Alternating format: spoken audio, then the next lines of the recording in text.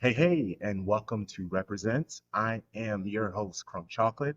For those who weren't a part of Shady Gang last summer, the show Represent is me taking advantage of the off season, getting outside my Manchester City bubble and talking to supporters of different clubs.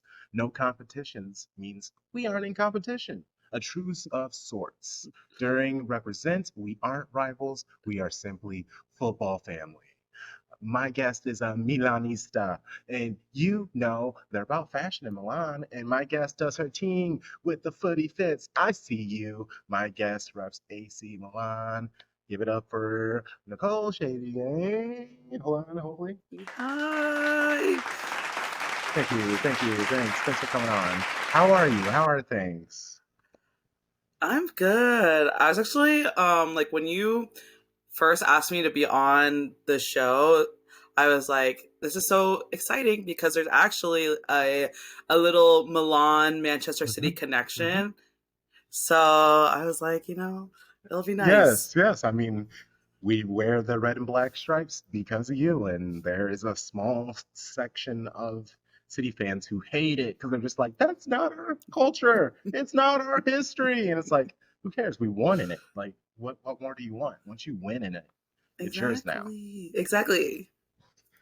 And then the what was it? I think the promo that you guys did Hmm. for Manchester City did for those red and black kids had clips of like Yeah. Maldini and some of our other um like Milan legends in it. So I was like, hmm.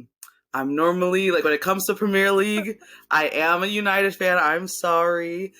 But I can but feel that. that little promo, I was like, okay, they ate with that. That was good. Well, and okay, at least you can understand that. And thank you for, I guess, somewhat walking into enemy territory with this. You know, I guess you being a United fan, I keep forgetting you that. I mean, you could have kept that information to yourself, but we'll keep it moving. So, Well, today I'm a Milan okay, fan, yes, and so that is all.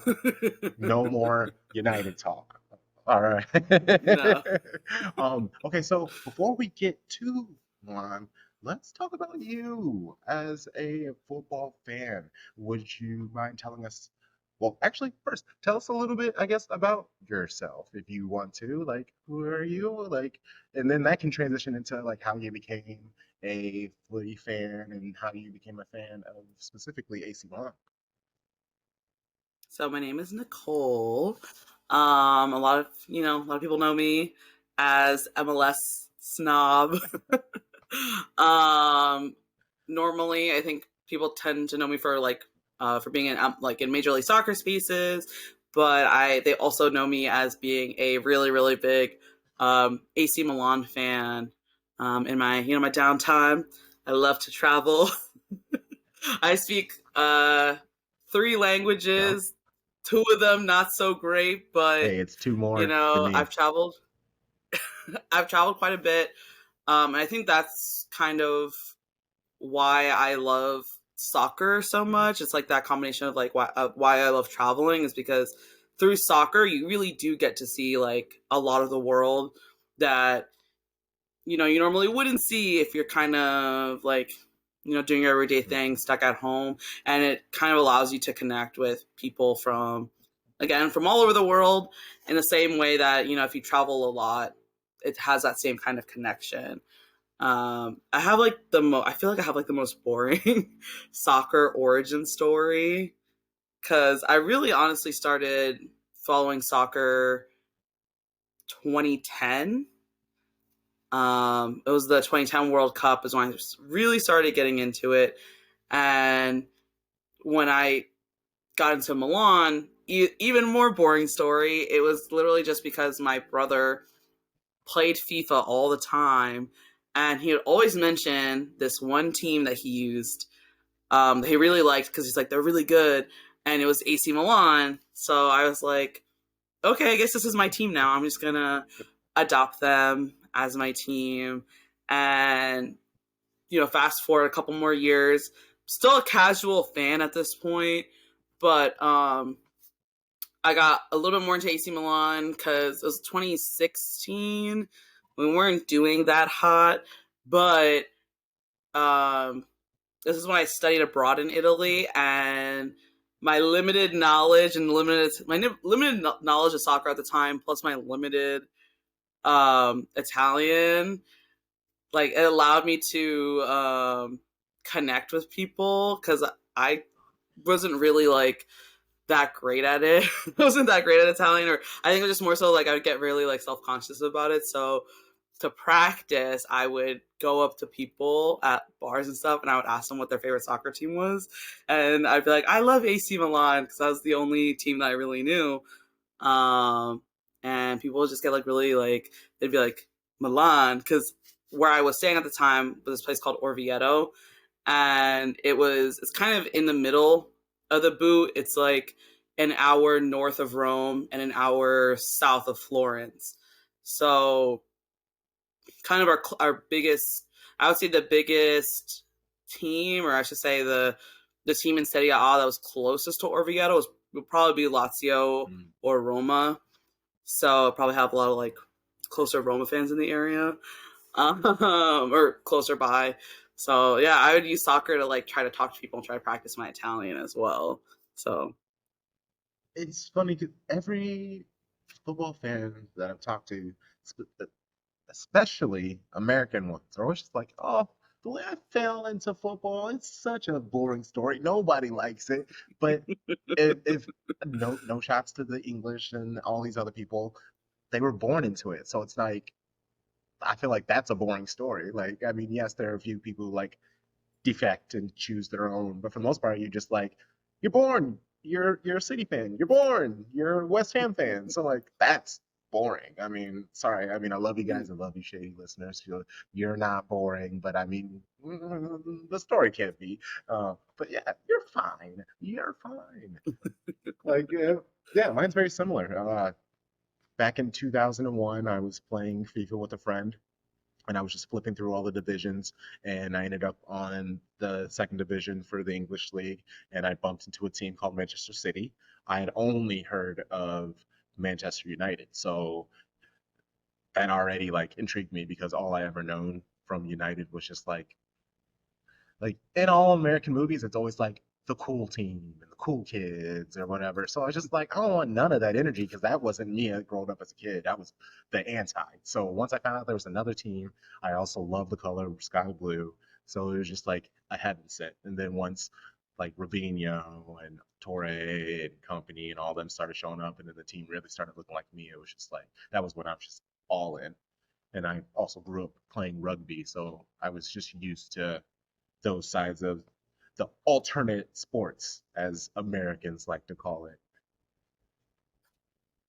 oh my gosh, do we have another similarity? Because I played rugby for like 7 years. Nice. So yeah, another always good to be another rugby player. Yeah, second. I was second row. What position did you play? I was first row, so I was always, for the most part, tight head prop. Nice. Hey, you're the most important position. Me as second row, you were always my best friend. I was always just like, hey, I got you. This spot on my shoulders, just for you, just for you. Yeah, And I was saying that to the people I was playing rugby with. Not sorry. Like let's yeah, keep it moving. Anyway, yeah. let's talk about Milan now. We're going to move back to the beginning of the season that just ended. Transfer moves. What were some key players who came in and or left Milan over this last summer? So the last summer, I think Kessier leaving Mm, was a bit. I think he left a hole that could not be filled. I definitely think that. I think that I think me personally, I was like, okay, Kessier going to Barcelona. I think we'll be fine because we had Origi coming in from Liverpool, and we had this younger player, De Catalare from I believe Club Bruges, and and everyone like hyped him up. He's like he's this like star in the making, yada yada yada. Um, and I would say both those players definitely did not live up to, I think, the expectations that we had for them. And we felt a Kessier size hole in our team. And as much as people were not particularly fond of him because he did kind of have like one foot out the door towards the end of the season, he did play an integral role in getting Milan their 19th Scudetto. So, and that's not to say that De Catalare and Origi are not great players. I think De Catalare still has a little bit more maturing to do because he is a younger player. I honestly could see another type of in a way, an almost like Leao type progression where like when we first got Leao, everybody was like, why are we getting him? Like he's not that great. Yet like people were really like not about Leao in the beginning, and obviously he more than considerably proved himself over these past couple seasons. But when he first started out, he was a little touch and go. And so I think De Catalare, I think just needs more time, and we'll definitely see him. I think we'll see him get better and really become the player that we kind of all hyped him up to be, or at least I hope so. Um, Origi, I feel so bad because he was such a flop this season.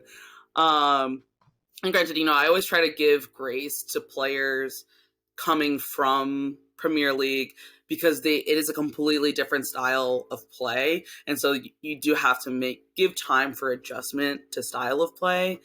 But Origi spent most of this season like injured, so he just did not live up to the hype, and he was also coming off of a really great season with Liverpool. I believe last season they were in second. They made it second, and they had won like a domestic cup. So they were coming in. They were coming off of a good season, and again he got injured. Coupled that with like learning a new style of play. Milanistas are not very happy with him, and I think he actually might be leaving during this summer transfer. And I think that would be better for him because at least with De Catalare, he is a younger player, so he has more room for growth. Whereas Origi, he's a bit of an older player. He's been injured a bunch this season. I think it's better for us to, or I say us, Milan, to cut their losses and just let him go somewhere else. Another disappointment, I think, for me, as someone who supports the U.S. men's national team, was Serginho Dest. Like when they announced his loan, literally on the last day of the transfer market, I was so excited because we hadn't had an American player since, what was it? I forget his name. I think it's Oguchi. Oh, I'm so sorry if I'm so yes, sorry if I'm yes, yes. I mispronouncing know it. exactly what you're talking about, He, though. No, I think yeah. So we haven't had. yes. Yep. Wow, now. He was the first American player for AC Milan. He didn't get a lot of. He practically like no playing time. So I don't think he really had an opportunity to like prove himself on the field. And then he's like most known for getting into a fight with Ibra, and I'm pretty sure he broke Ibrahimovic's rib. So good on Yeah. him, honestly. Talk about leaving a mark. But yeah, we haven't had an American player since him, and that was if that's your only American player that people know of, we want the next one to really like knock it out of the park. And unfortunately, I don't think he really found his footing playing for Serie A, and that really broke my heart, honestly, because I'm like, please do well so that way we can get like they can open the door to more American players to play for AC Milan. And like I think a lot of people from Europe in general are always like super skeptical of whenever there is an American player that comes and plays for their team. They're like almost overly skeptical because they're like, how good can this American be, And I wanted him to just prove everybody wrong so badly, and then he just kind of like just did not do well. Just kind of didn't. Yeah, it kind of didn't do well. Like he wasn't even on this. Like he wasn't even like playing Mm. as a bench player for like the past couple games.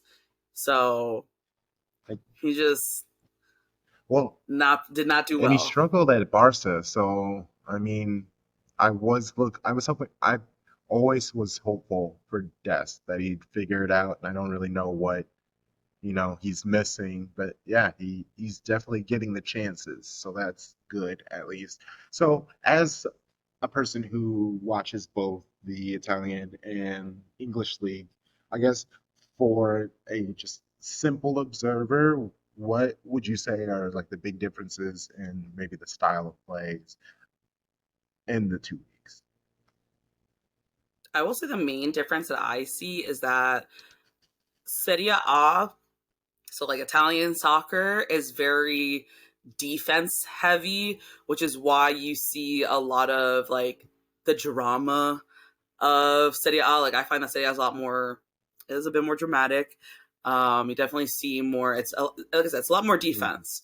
Whereas I think Premier League is a lot more like is a lot more Mhm. attack, and they do play faster games. So I think that's kind of when you're watching both, that's kind of the main Okay. difference. All right.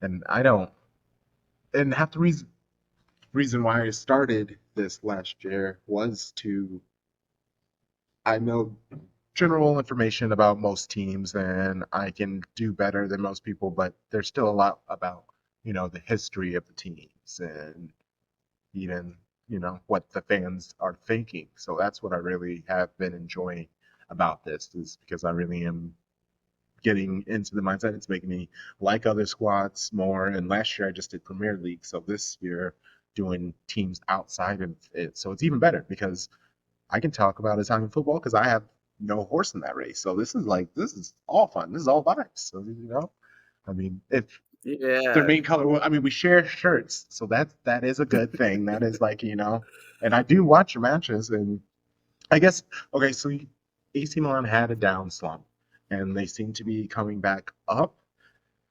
Was there like a reason behind that? Did they have like a new ownership? Was there like bad management?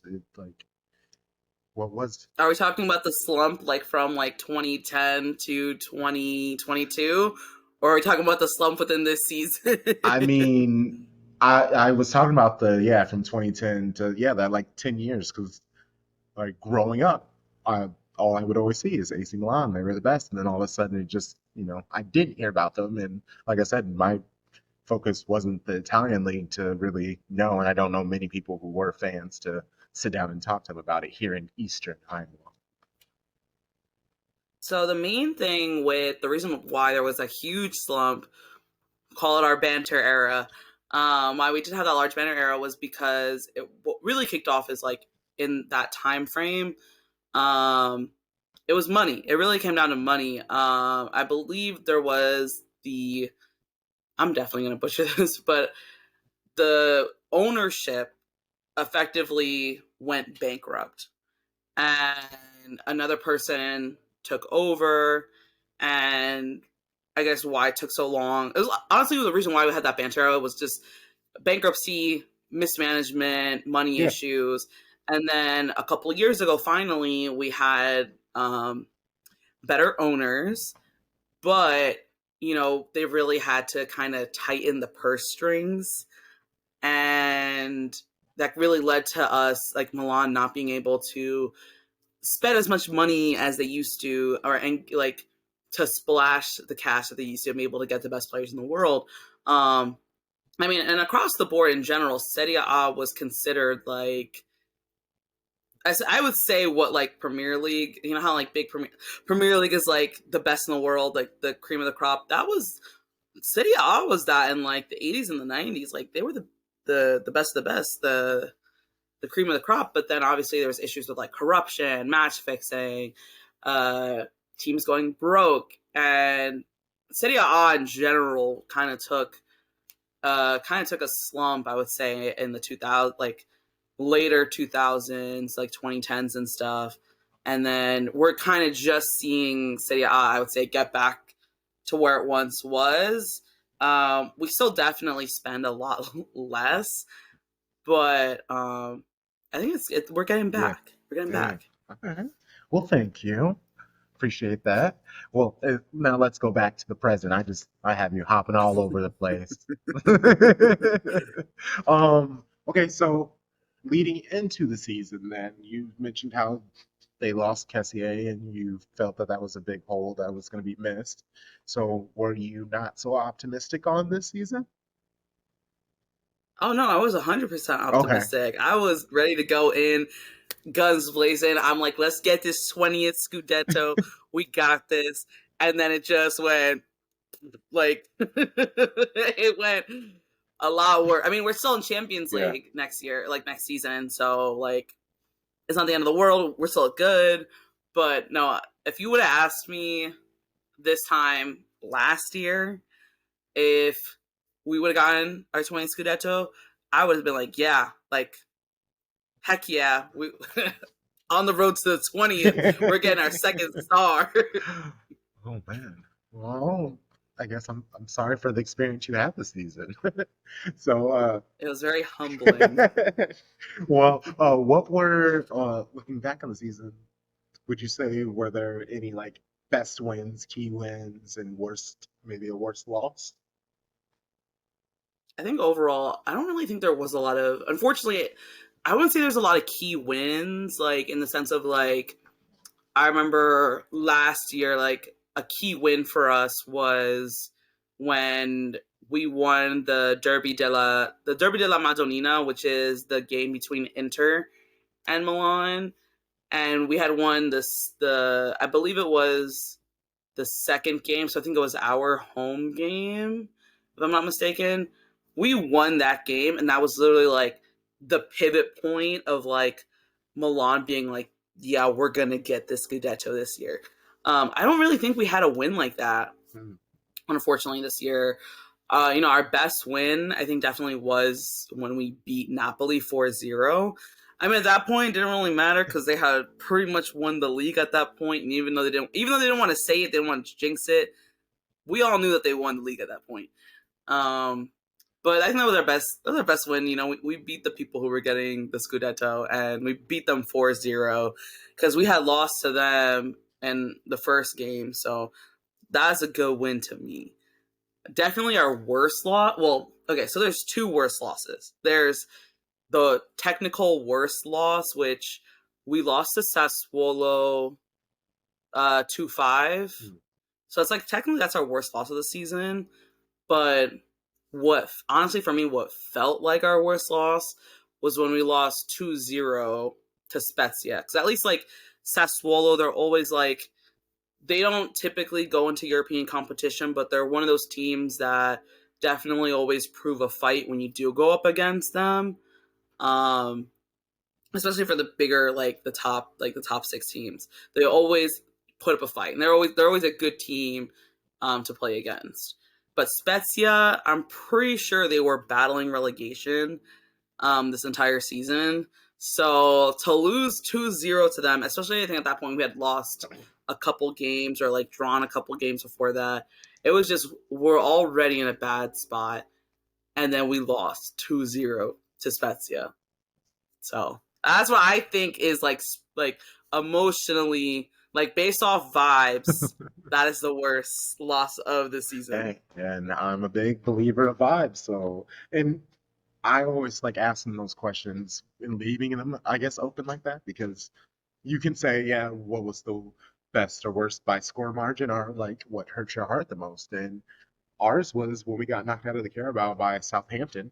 Like they got relegated and they just like pushed us around. It was angry and it was unfortunate. And I personally love the Carabao, even though a lot of people like do not care about it at all. And I just want us to bring it home again. It's been too long.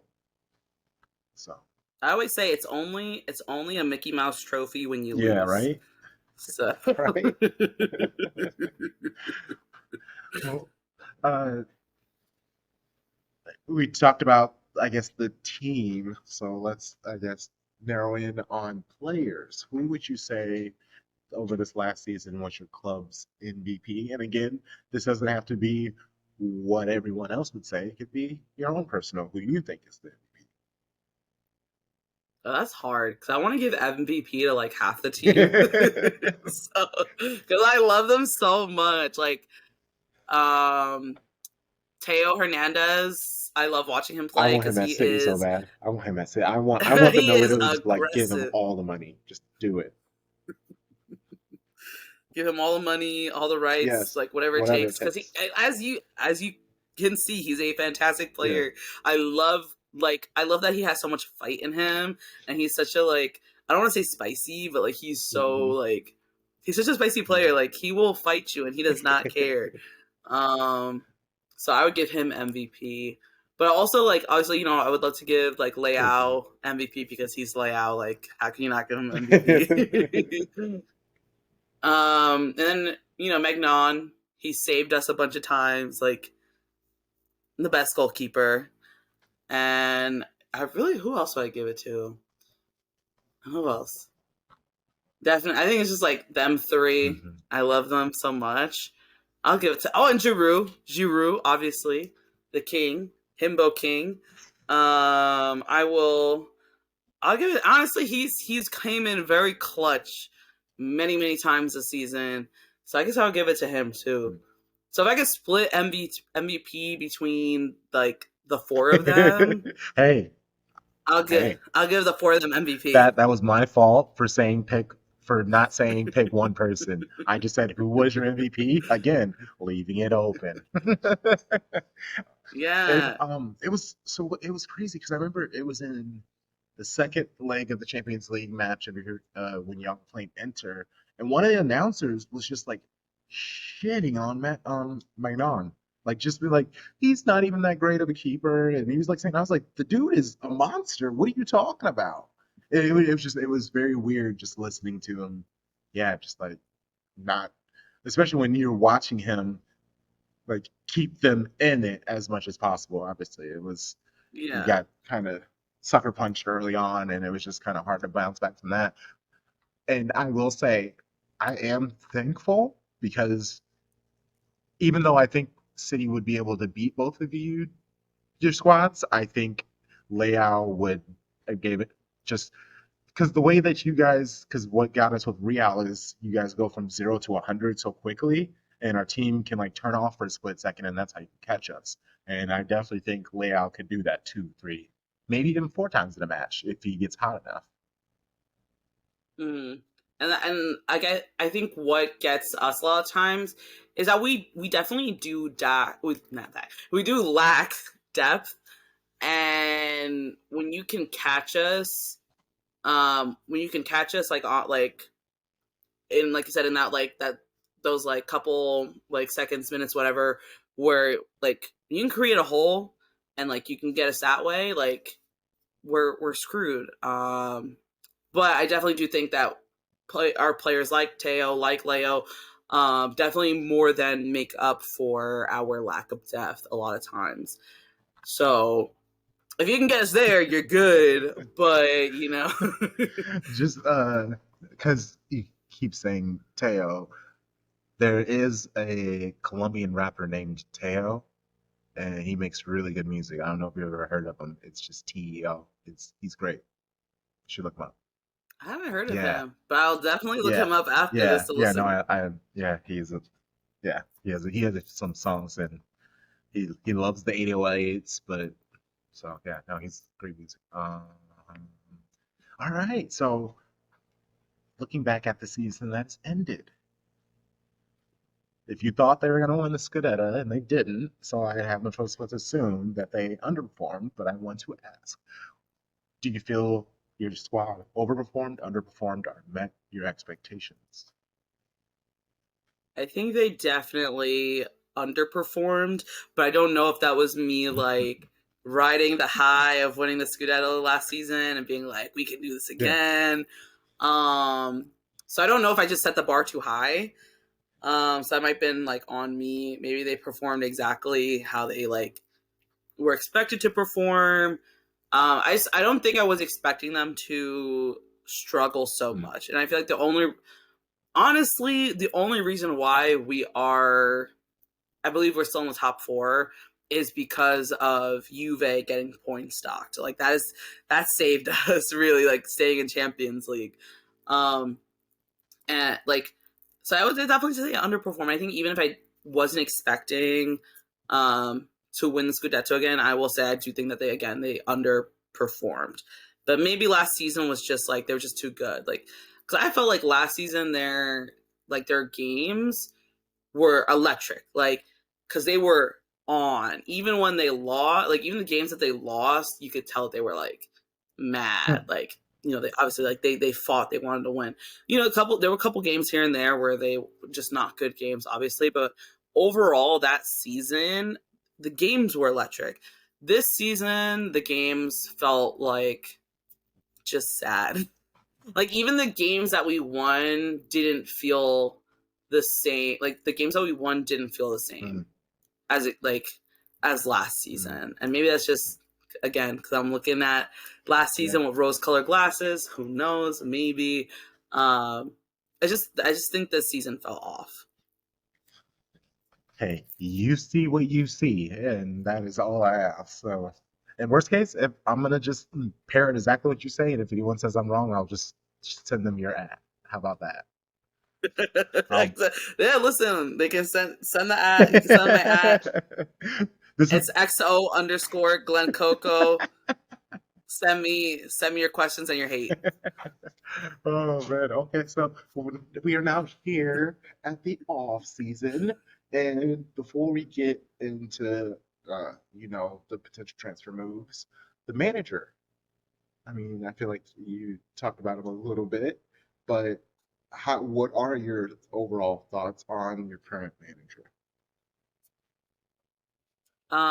I love Pioli. I think that he was able, like again last season, and I don't want to say he was able to do the impossible because obviously we had the talent and we had the players. I think that he was able to bring us to that. Like I will always have love. Like Pioli could slump tomorrow, like not tomorrow, next season, completely flop, and I would think I will still have a special place in my heart for him just because he did win us that 19th Scudetto, especially after not winning the Scudetto for over a decade. Mm. He was able to bring us to that. So I will always have love for him.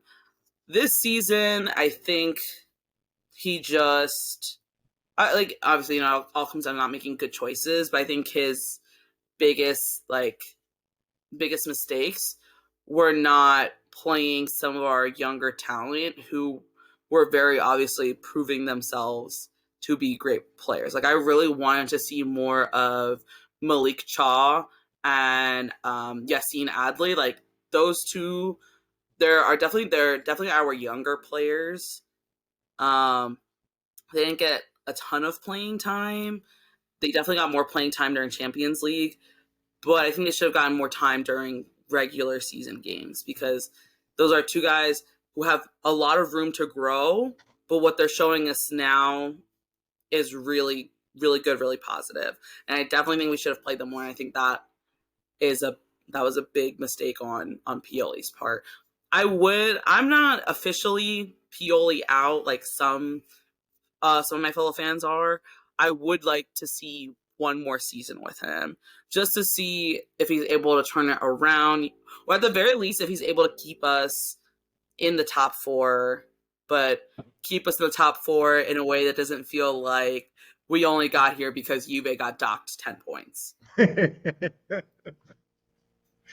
Okay, so I guess how many games into the season are you okay with being outside of the top four? So what if there's a whole month and you've done four straight draws and they just kind of like look lost? Are you gonna say get them out of here? Maybe the fifth he needs a win. I think I might. I think my immediate reaction will be like, get him out, show him the exit, get him out. But then you give me like a couple hours to like, breathe and think and come down. And I'll be like, I think we can give it more time. I am personally not a fan of like when what is it? When coaches get sacked like in the middle of the season, because that leaves so much uncertainty. Obviously, there are a ton of exceptions to the rule where like, Graham Potter shouldn't have gotten sacked a much longer time ago than he did. Obviously sometimes coaches don't do very savory things and they need to get out as soon as they do those unsavory things. Sometimes they're just not good people and they do not good things, so they need to leave. But bearing those exceptions, Yes. Yes. I think that I like to give time. Maybe I give too much time. Maybe I give too much time, but I like to give time because sometimes I think it's worth sticking it out more than it is to just fire someone and then we're stuck with just like an assistant head coach and a couple other people. Yeah, no, I feel that because it's funny on the men's side, obviously I want Pep to stay forever. But on the women's side, with our manager Garrett Taylor, I want him out of here. I want him gone. And they gave him one more year. And I know it's like a trial thing, but if we have back-to-back losses like we started this previous season, I'm gonna be leading the gas out train. I will be using my SOB account for evil. Like it will not be good. uh, well, You gotta make so the t-shirts. yes, I'll gladly. I'll make them myself too. So it's off season. Chances to pick up some players, and you don't even have to give me like specific names. I guess what would be positions that need to be improved, you would like to be improved, or maybe there's a player who needs their contract extended and you would like to see that. What would you like to see from AC Milan this offseason? Excuse So I know it's not confirmed yet, but I know that Brahim Diaz is not. He's going back to Madrid. me. So we need a replacement, and I think from what I've seen, what's his name? Kamada has been apparently again transfer rumors is all but confirmed at this point that he's going to sign with us, but who knows, that might change. I think that he would be um an excellent replacement for Brahim. He what's his name? Kamada played for the Japan international team, plays for Frankfurt. So I think he'll have. I don't think he will have a super tough time adjusting to us. I think that he would be a good replacement. I'm never like super great at like being like, yeah, we need a a center mid or a fullback or all that stuff. I go off vibes. Yes, I like that. Well, okay, so where could vibes be amplified on the AC Milan squad? Let's see. I think, like I said, Kamada, I think, will add great vibes to the team. I think if we get rid of Origi, and obviously we're going to if we get rid of Origi, Dest is not coming back either. I think that will kind of take off some dead weight from the team. Mm-hmm.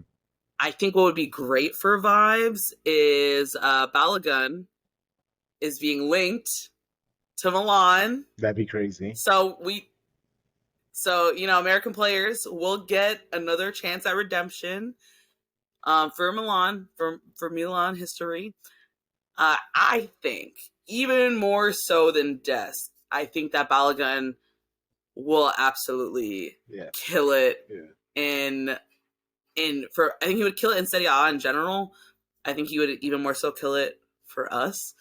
If he flops, we can always just replay this podcast episode.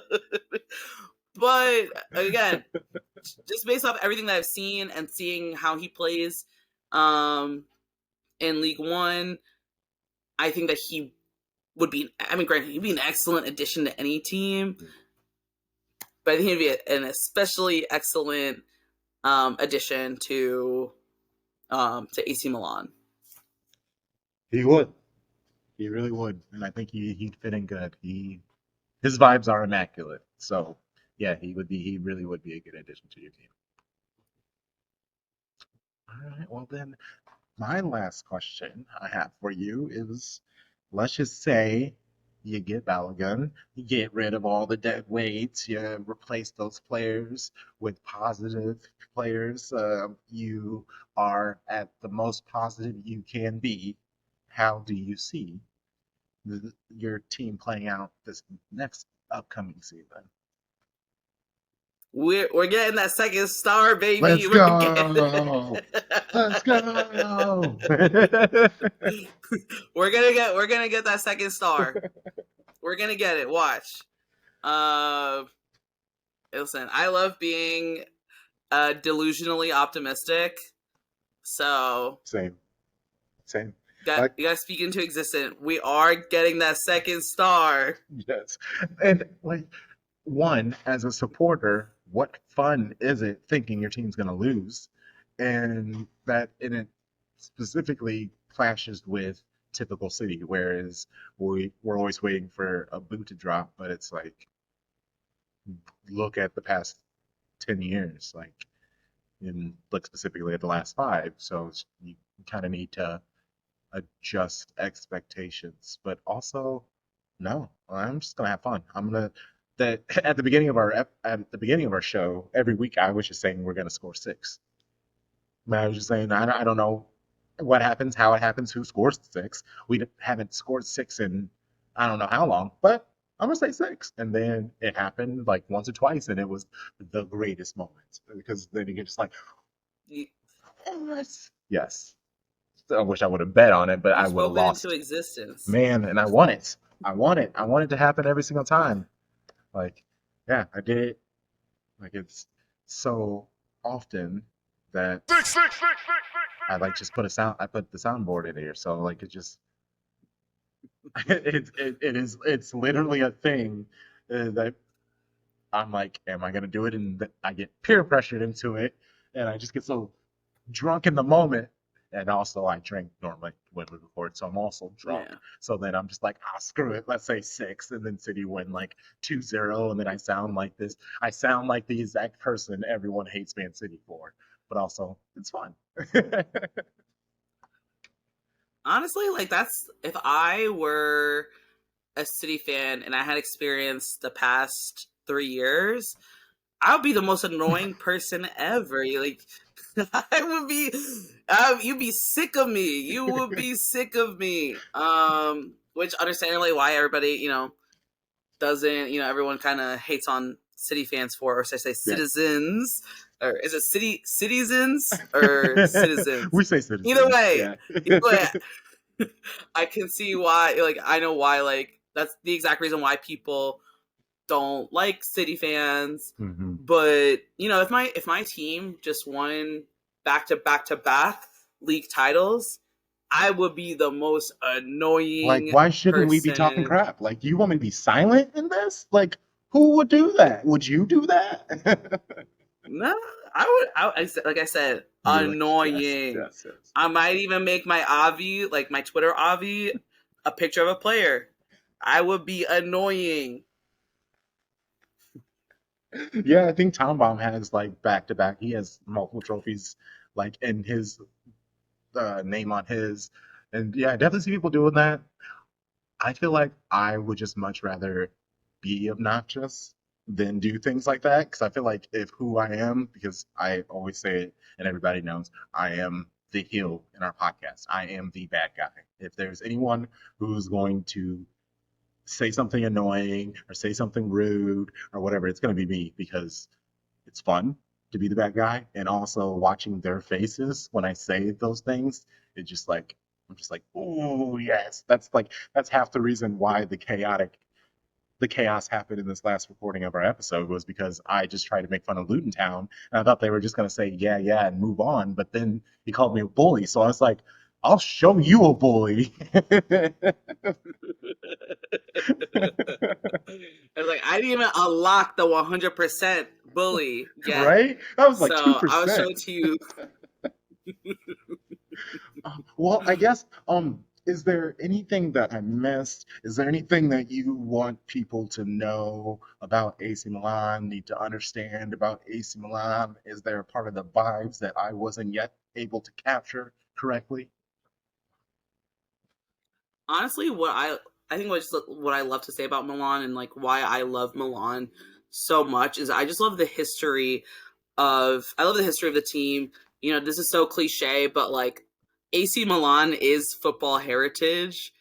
Whether or not people want to believe it, but it is true. AC Mhm. Milan is football heritage, and I love. There's this feeling of togetherness. Um, like I feel so connected to my fellow Milanistas, even if I haven't met them or like even if I don't know them, I feel so connected to them. Um, I just love it. I don't know. I think again, what I love about Milan so much is that every Milan fan that I've met, they're like a diehard. Like I haven't met like a casual Mhm. Milan fan. You know, really. They like people live and breathe it, and I'm always just so in awe of it. I'm so in awe of the community, especially Curva Sud, which is the supporters the supporters, I want to call it the supporter section, but it's like where all the supporters sit, like the ultras, and they always pull off the most incredible tifos. The From what I've heard from my friends who have visited San Siro is that when you go, like even when Milan loses, it feels like Milan has won because that's how loud and like that's how loud Kurva Sud is. And they're always singing. They never stop singing. Like they really like live and die and bleed for this team. And and that's why I love just seeing the connection that people have with this team. Mm. Um, we have good vibes. Is basically what I'm trying to say. I love that. Hey, I love that. I love that. Great vibes to have. Okay, well, this has truly been a pleasure. I appreciate your time, and I I don't try to think. Germany. I don't think I have any other uh, Syria guests. So you're the lone rep there of the Yeah, Italianos. So let yeah. let Shady Gang know how they can find you and all those other things. Plug yourself if that's what you want to So you can really, do. so you can really just find me at it's just at xo underscore Glenn Coco. Really, I just talk about mostly talk about. I feel like I talk about MLS and Milan the most, but just soccer in general. If you want some jokes, we all joke here. Want some jokes? Want some laughs? Have a good time. Follow me on Twitter. We have fun. Yes, I I think you're a fantastic follow. I mean, that's half the reason why I reached out to you in the first place. It's I mainly just reached out to people that I enjoyed, and I was like, hey, I laugh at your tweets and stuff like that. I think you'd have a great conversation. So now look at us. Well, Shady Now Gang, look at us. now look at us. Give it up for our guest, Shady Gang. Give it up. Give it up. Yes. Yes. Well, you know the vibes. Shady gang, shady gang, shady gang.